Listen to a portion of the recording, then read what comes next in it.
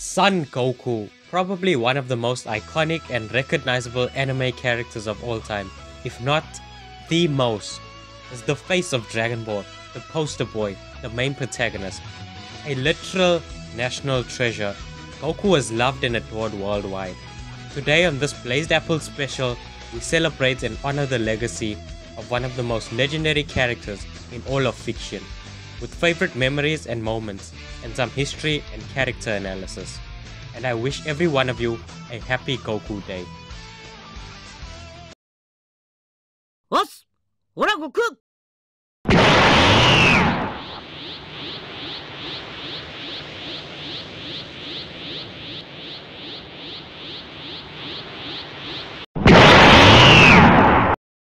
Yes, you heard me right. I said happy Goku Day. I wasn't exaggerating when I said that Goku is a national treasure. The numbers 5 and 9 in Japanese are pronounced as Go and Ku respectively. So as a result, May 9th is considered Goku Day, and it is an official holiday in Japan as of a few years ago. And I wanted to make this video to celebrate and express what Goku means to me, since he's been such a huge part of my life since I was a little child. The character of Son Goku was originally based on Journey to the West's Son Wukong, the Monkey King. In fact, here's an image of Goku's original design. Series creator Akira Toriyama was a big fan of Eastern stories and kung fu flicks, and implemented many principles and tropes into his stories. Goku was actually never supposed to be portrayed as this heroic figure like he is in the anime, especially in the English dub. Goku was flawed, and he learns from his mistakes. Screw Dragon Ball Super. He is a good person though. He loves his family and his friends, and is willing to protect all life and nature. He is kind and caring, and also naive at times. He grew up in the mountains away from civilization, and the more he was exposed to the world, the more he learned about it. A lot of people get this impression that he's just a boring character, this overly excited man-child, and they don't realize that he actually did develop as he got older. As he grew, he became more serious and intelligent, but he still kept his innocent charm. He knew when it was time to get serious, and he was just this friendly, kind and friendly soul who valued all life. Throughout Dragon Ball and Dragon Ball Z, you can see Goku maturing. He grew as a fighter and as a person. He went from a child growing up in the wilderness to a martial artist to a husband and a father, becoming wiser and more experienced as time went on. At times he appears as overconfident, but I think he knows when he is gonna win, and if he doesn't win, you can bet he's gonna do everything in his power to try. From the Android saga onwards, it's made clear how wise and responsible Goku has gotten over the years, as he is able to make tough decisions and own up to his mistakes when he is wrong. His character hasn't majorly changed from the beginning of the series though, and I guess that's why people don't really care for him. But his character doesn't really need to change because there isn't anything wrong with it. Goku, from the time when he is a child, has always believed in improving himself and becoming better than he was yesterday, to become stronger and develop himself. This has been his truth for his entire life, and he has stuck by it. The beauty of his character isn't how his character changes and develops over time. It's how his character changes the world around him and the people who interact with him. His interactions with characters like Tien, Piccolo, and Vegeta especially all changes them for the better, as they were all previously antagonists. Dragon Ball GT's ending was the perfect love letter to the character of Goku, and it still brings me to tears to this day.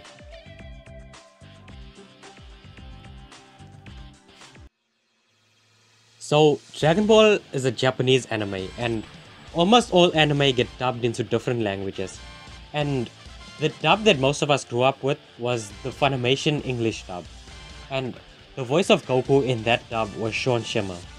He is the voice that made many of our childhoods special, and he probably really messed up his voice and his lungs. So, big up to Sean Schemmel for that. You have to pay respect to the guy for it.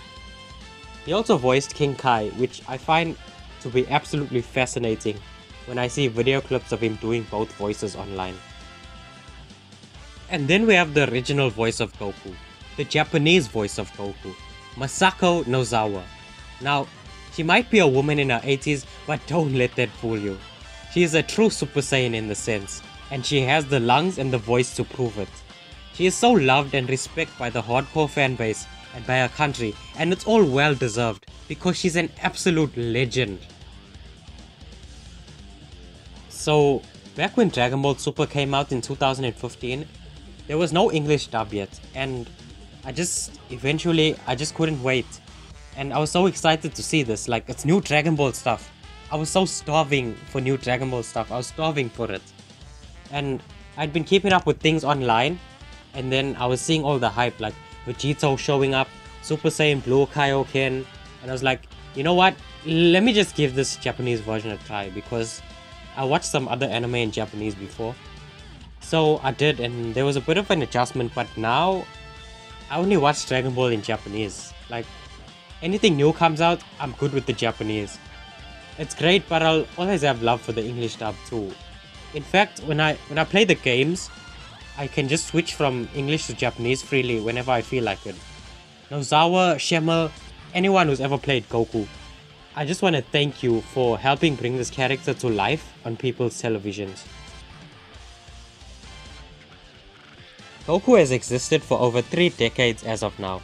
Often considered one of the godfathers of anime and manga, we watch this character grow and learn and develop and regress. Dragon Ball Super's terrible writing. From his adventures with Bulma, gathering the 7 Dragon Balls as a child, to battling all around the universe and saving the universe as an adult, he's left us with so many memorable moments. Moments that will live on forever. Let's start with him transforming into a Super Saiyan for the first time. Widely considered as the biggest moment in anime history, the Super Saiyan transformation on Planet Namek left a lasting impression on audiences, and in my opinion, the feeling and emotion of that moment cannot be replicated ever again in Dragon Ball. You had this kind and cheerful soul who values life being pushed too far after witnessing his best friend being killed right before his eyes. And that's when it becomes too much for him. You see him struggling within. He grinds his teeth and clenches his fists. His hair starts to stand up. The mountains begin to shake and the sea starts disrupting. You hear the thunderstorms and you see the lightning. Goku's hair starts flashing and changing back and forth in color. He surrounds himself and his hair with the now golden aura. After letting out an explosive roar of anger, the Super Saiyan was born. A monumental moment in Dragon Ball history. The Super Saiyan has become part of pop culture, and it soon led to even higher levels of power and transformations becoming a mainstay in Dragon Ball. Which brings us to Goku's Super Saiyan 3 transformation. The mother of all screams. This epic transformation has become a meme with the even further beyond line being followed by minutes and minutes of intense screaming. When people poke fun at Dragon Ball for its episode-long transformations and constant screaming, the chances are they're probably thinking about this one. But boy, was it epic. It came completely out of nowhere too, as Goku just randomly reveals it while holding off Majin Buu before he destroys West City. Kakarot, you've done it again, a certain Saiyan prince would say. And that brings us to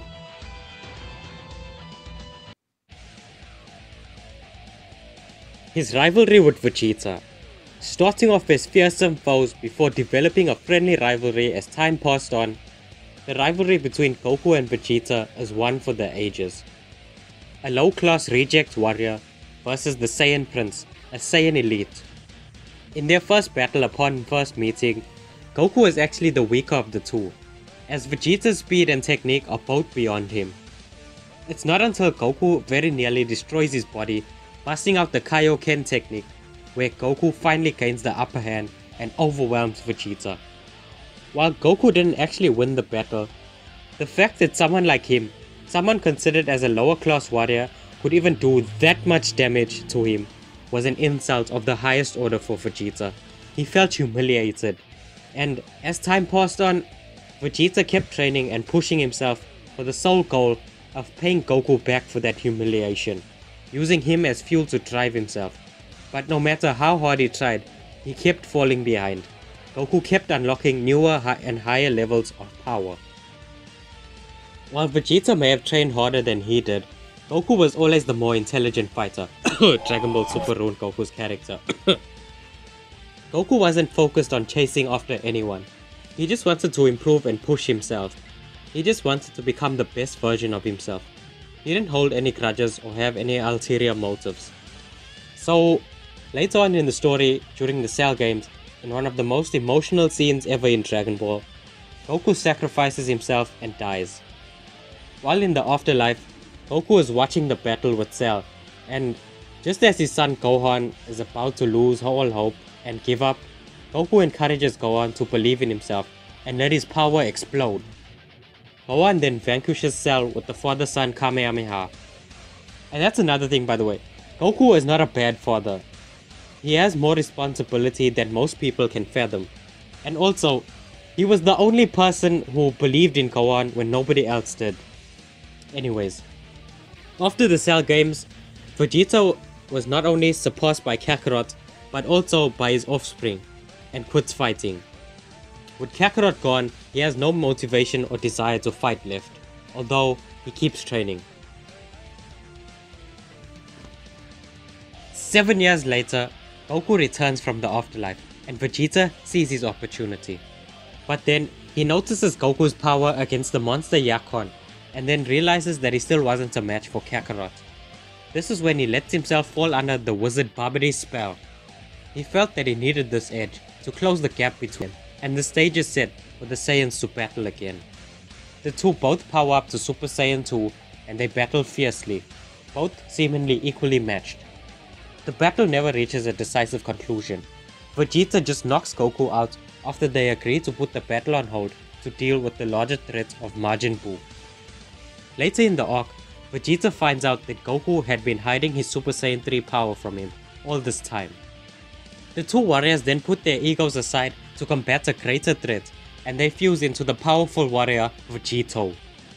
It is heavily implied that the fact that Goku and Vegeta are rivals actually makes the fusion stronger, suggesting that although they may have epic battles, when they work together they become unstoppable.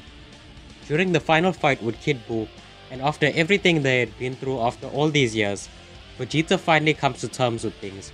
He admits that Goku is number one and accepts that he is simply better than him.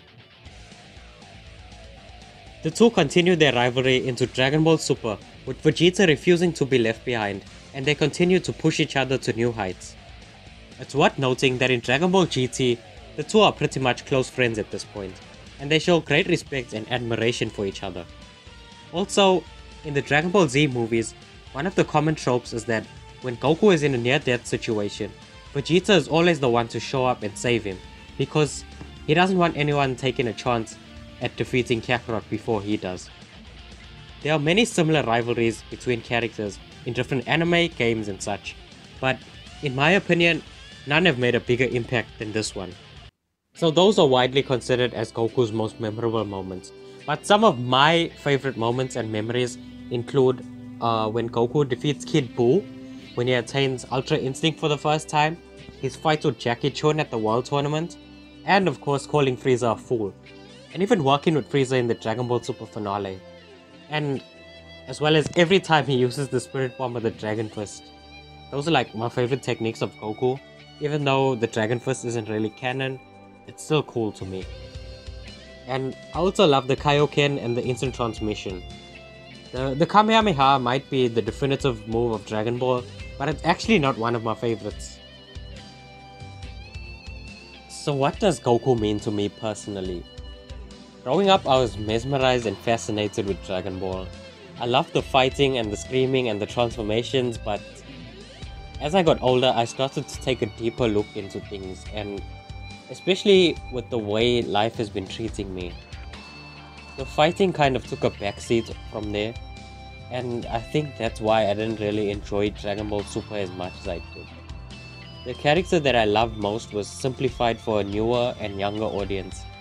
And everything seemed shallow and all about shiny new forms and less about character. The Goku that I know, the Goku that I love, isn't the dumb interpretation that we see in modern Dragon Ball. The Goku that I loved was this charming and wholesome person. He never lacked enthusiasm or excitement, but he could be serious when the situation called for it. When he got upset, or when he got angry, I felt it because he was always happy and whole.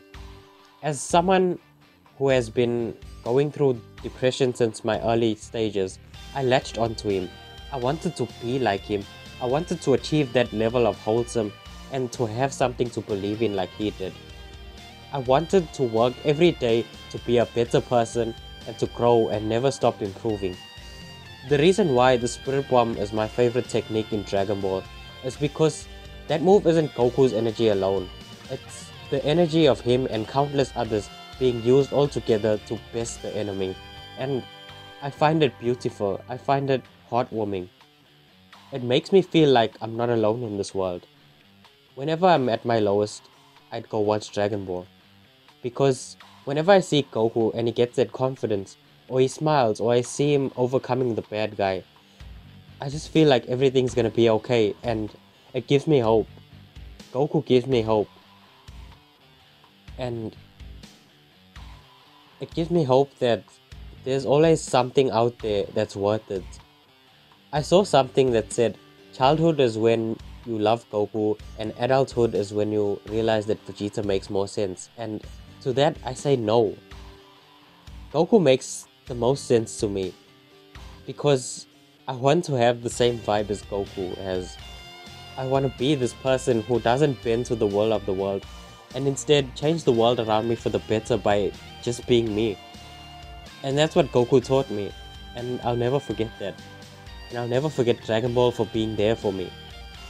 It will always have a special place in my heart, and without even being a character in the series, Goku changed me for the better. So I just want to say thank you to Toriyama Sensei and to everyone who ever worked on the franchise. And most importantly to Goku, I say thank you.